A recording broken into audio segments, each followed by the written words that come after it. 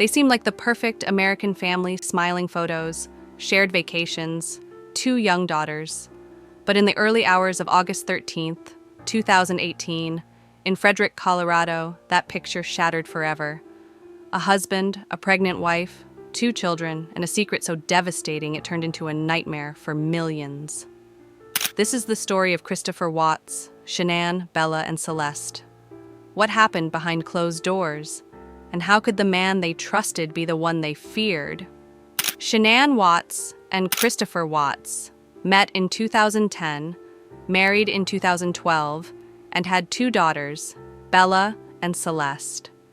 Shanann was just 15 weeks pregnant with their 3rd child. Shanann posted cheerful images of family life online, home videos, birthday parties, Christmas mornings. But behind that image was mounting tension. A job that required travel, a husband facing financial stress, and a failing oil industry career. The couple had declared bankruptcy in 2015. Family friends later said Shanann remarked that Chris had grown distant and cold as ice in the weeks leading up to the tragedy. On August 13th, 2018, Shanann returned home from a business trip at around 1:48 a.m. Hours later, she and the children were missing. Her friend, Nicole Atkinson, became worried when Shanann missed a doctor appointment and stopped answering calls. When police arrived at the house later that morning, Chris appeared cooperative, yet emotionally flat. He pleaded publicly for their safe return on TV. If somebody has them, just bring them back. But investigators soon found troubling evidence. Shanann's phone, purse, and car remained at home. Chris failed a polygraph test. Phone and text records pointed to an affair with co-worker Nicole Kessinger. By August 15th, 2 days after the disappearance, Chris Watts confessed. But his first story was false, claiming Shanann had killed the children and he'd killed her in retaliation. Investigators rejected that version. Then he admitted the unthinkable. He strangled Shanann at home after she discovered his affair. He smothered Bella and Celeste before driving them to an oil field where he worked, burying Shanann in a shallow grave and dumping the children's bodies into oil storage tanks. Drone and surveillance footage later confirmed his truck backing into the garage and remaining on site for nearly an hour in the early morning. Why did Chris Watts commit these murders? Prosecutors say the motive was simple. He wanted a fresh start with his mistress, Nicole Kessinger. He didn't love Shanann anymore and was planning separation when he snapped. In the confessions, he said, "I didn't want to do this, but I did it." It felt like something was already implanted that morning.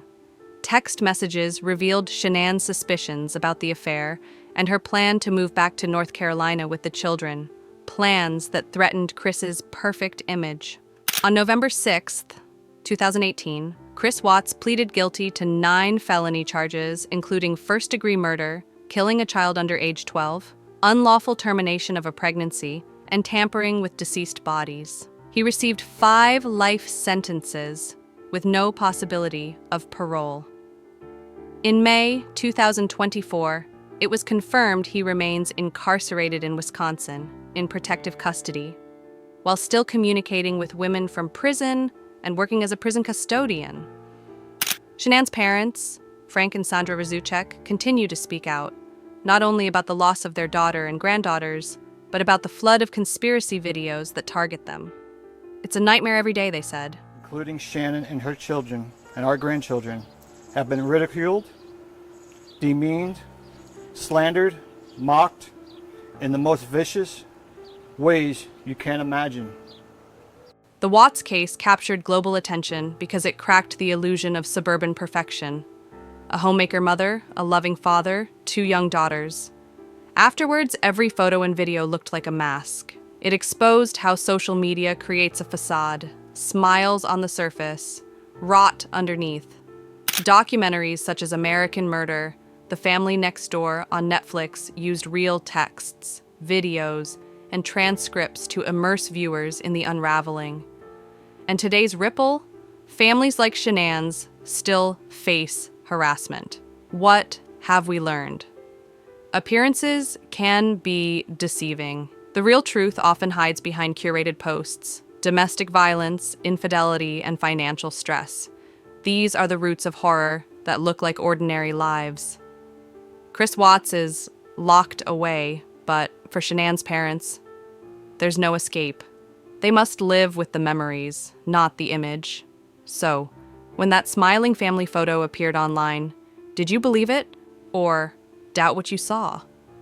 Drop your theory in the comments.